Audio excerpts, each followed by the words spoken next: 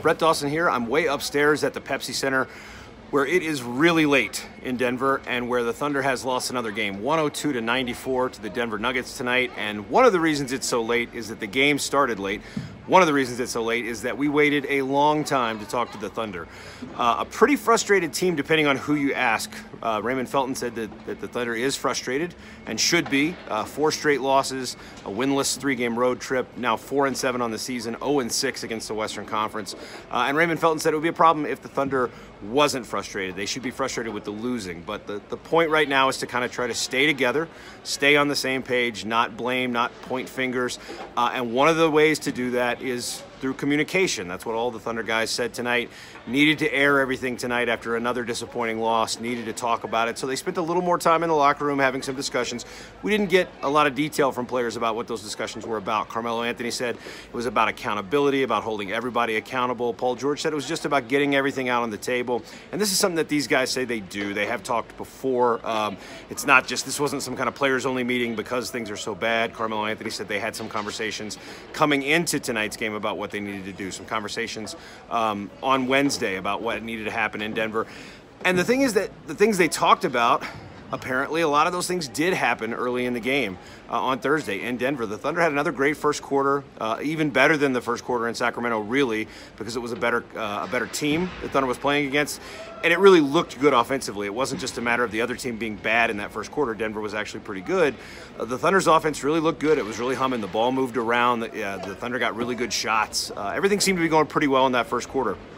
What Paul George said after the game, there's a trend right now that the other team makes some sort of adjustment and it changes the game. And he didn't necessarily mean a strategic adjustment. He meant sometimes it's just a momentum wave that team catches. It changes the sort of tenor of the game, and the Thunder has not been good at responding to that. That was the case again tonight, and we saw that particularly in the second half, where Denver really controlled the paint.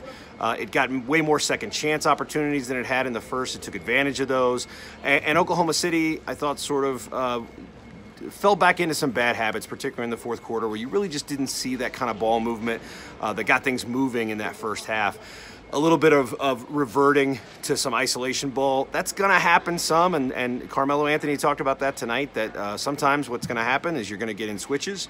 There's going to be smaller guys on, there might be a smaller guy on on Carmelo Anthony. There might be a bigger guy on Russell Westbrook. You're going to take advantage of these mismatches, and that's what the Thunder's going to do. So sometimes that's going to happen. What needs to happen, though, is off the ball. Other guys need to be moving. They need to be creating some things, creating opportunities, as Paul George said, for those guys to go in those isolation situations and make something happen. So still some guys not really on the same page, and this is still an adjustment, and I do think there is some frustration. Billy Donovan talked a lot about this being a process and said some of the same things that he has said. Nobody was blaming coaching after the game. Paul George said those adjustment things he talked about weren't coaching issues. They were things that players needed to do. Players talked a lot about needing to fix the thing themselves, about being responsible, about taking accountability. So, there was a lot of discussion after the game, a lot of time before we got in the locker room, and then a lot of discussion as the players talked to us just about kind of what comes next. And most of these guys feel like they're pretty close, that they're close to turning a corner, even though it might not look that way right now. This is a team that feels like it's playing well to start games. It's hitting a couple of bumps in the road, and it's not responding to those things well. Maybe some old habits are coming up in the fourth quarter. But nobody seems to think they're particularly far away. Carmelo Anthony said after he had a very strong night tonight, a really good shooting night. He said that they're coming, they're there. It's just a matter of kind of stringing it together for a full 48 minutes, and they haven't done that yet. They get another opportunity against the Clippers, and we'll see if it goes better. The Thunder's got to find some ways to sustain what it does at the beginning of a game. That's going to be tough to do on a back-to-back. Steven Adams had a contusion in his calf today. He was limping pretty badly after the game. Don't know if he'll be available. Would be a significant thing against a great rebounding team like the Clippers. So we're going to see what happens. We're going to see if the Thunder can get into the fourth quarter, make some plays, keep everybody involved. Paul George with 1 shot in the fourth quarter tonight said he's got to make himself more available. He's got to be more aggressive. Billy Donovan said he didn't want to get into shot distribution among his best players, but said he would look at the game film and see if there were ways to get Paul George a little bit more involved. So a whole lot of stuff still to deal with. What I would say, the Thunder, unlike some fans, not pushing the panic button yet. I understand if fans are, but the players, again, feel like it's getting pretty close.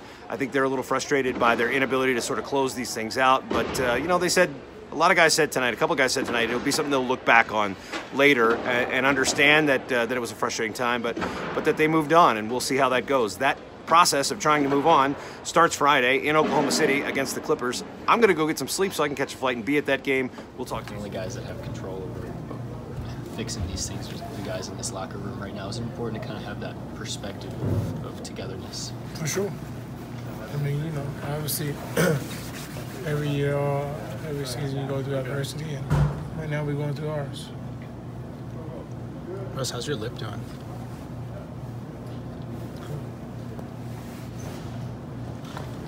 That fourth quarter, did you notice anything different in terms of the way you all were able to execute? I think we did an okay job. I thought we got some shots we just weren't able to get stops when we needed to. It's one of those things where when the momentum shifts on defense, sometimes Millsap's crazy circuit shot three. Everything Sometimes just kind of snowballs. definitely can't. That can't happen, but that definitely happened tonight. You have a quick turnaround before LA tomorrow. What are maybe some of the most important things for you guys to be focused on? Just putting the whole game together, honestly. That's the main thing we can do at this moment. Anyone else? A lot of the late game buckets, you guys have gone, at least statistically, more into isolation late in close games than you have throughout the rest of games. As Paul said, that was just kind of a factor of teams switching a lot. Is that something that you guys are okay with doing? Is it something you're looking to change?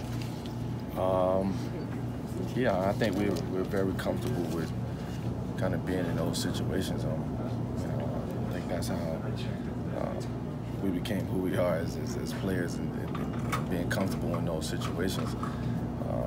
It puts you in that situation when teams switch. You have a big on the guard like Russell, or a big on the guard like PG, and have an opportunity to be in that situation to make a play for themselves or for somebody else. So as long as we get the ball hopping from side to side, movement, bodies movement, if you get put in that situation, those guys feel very comfortable with being in that situation. That was the second straight game where you guys got to a pretty good start in the first quarter, and things kind of went downhill from there. What is there anything you can sort of pinpoint, anything you see consistently that's going wrong there? No, I think just being a little bit more consistent and just, kind of sustaining the work that we were able to put in the beginning of the game in that first quarter. I think we're coming out the gate playing extremely well. Putting ourselves in pretty good positions for that first quarter. Excuse me. And then once the team come back, they make a push, they get momentum, and it's like we're fighting an uphill battle at that point. So we just got to become a little bit more consistent from the standpoint of playing a full game, full 48 minutes. And once that happens, then you'll see a totally different team. Quick turnaround for you guys. Just in your experience, what are some of the best ways as a group to collectively get past a losing skid like this? Well, we could even they could either go two ways.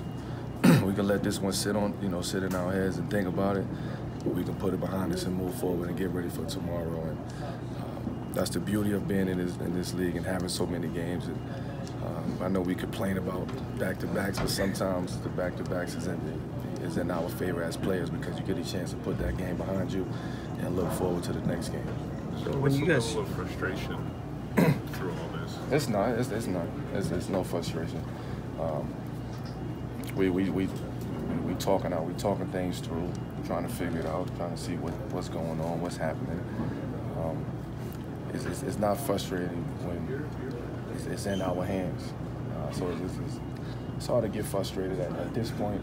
11 games into the season, still trying to figure it out.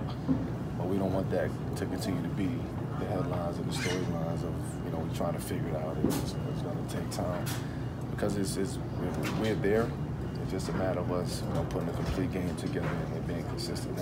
That's our biggest thing right now, just being inconsistent right now.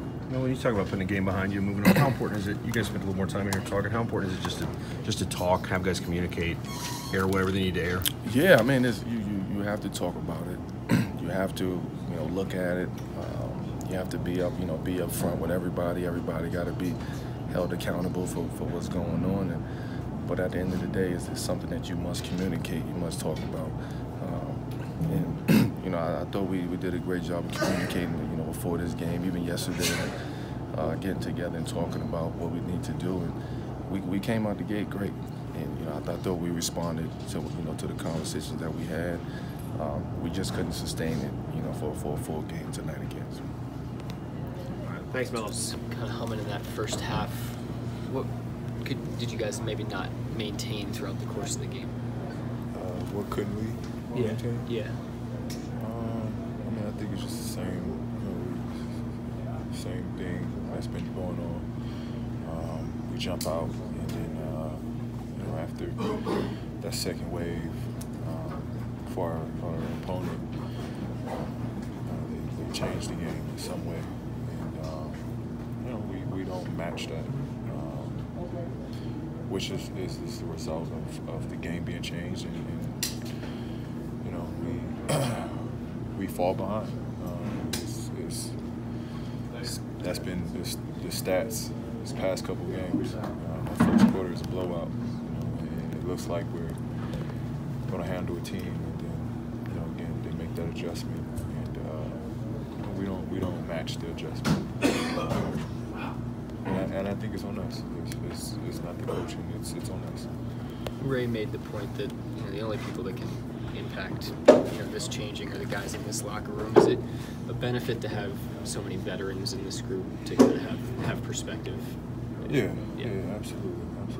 And the veterans that we do have been through this. We know what it takes. We got to take ownership to it, and collectively we got to make this thing happen.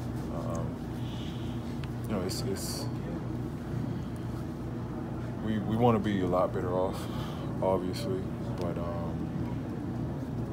once we try to nip this problem that we're having, but we'll move forward and we'll get past this, and it's something we can look back on.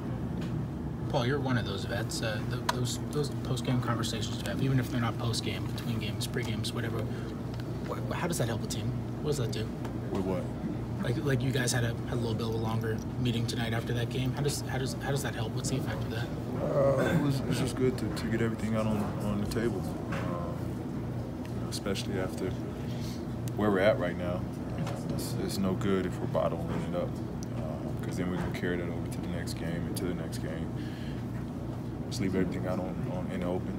Just talk this out. Let's figure it out. At the end of the day, we're the ones in battle. It's on us to figure this thing out. So we got to talk about it. Do you get a sense that is helping, that guys are on the same page? Yeah, absolutely. That's where it starts, is if everybody's on the same page, we know what the agenda is. Well, late in games, very few of your guys' baskets made have actually been assisted. It's been a lot coming out of isolation. Is that something that you would like to see change? If so, how do you guys go about improving on that? I think we get great looks. What come down to it is team switch, and we take advantage of whatever the mismatch is. So tonight we had a lot of switches on Russ. We're going to take advantage of that mismatch. That's just what it comes down to. But again, as I've been saying, it's on us to not spectate. Whoever has the ball, we can't spectate. We got to get some movement. Just cause some confusion to get that guy that has the ball, a chance to even make a play. You got one shot in the fourth quarter. Is that what they were doing defensively? Did you guys miss some things? What do you think happened there? I think that was just the flow of the game. I got to make myself available, and probably make myself a little bit more assertive.